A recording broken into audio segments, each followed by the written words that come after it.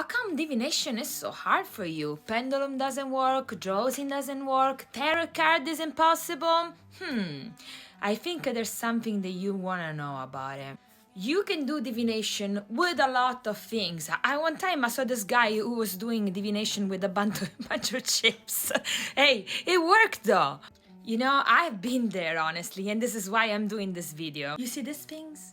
I can work these things to save my life. So why is that? First reason, some object needs to be empowered. For example, the tarot card, this is my tarot card, needs to go through a process of empowerment with your energy. A second reason could be spiritual barrier, meaning if you're trying to contact a spirit, the spirit may not access to the location where you are at because you have a spiritual barrier placed by you or other people. Third reason could be connected to your highest vibration. Spiritual beings have higher vibration. So when your vibration are in a certain way matched, it's hard to make change on the object that you are using for divination.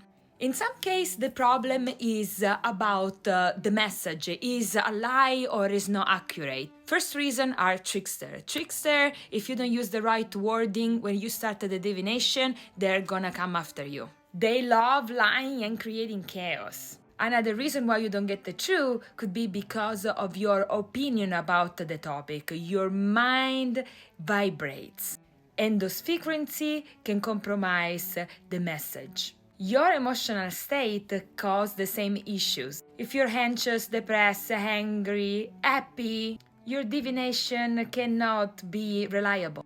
If you are sick, that too doesn't help. Your vibration would be low.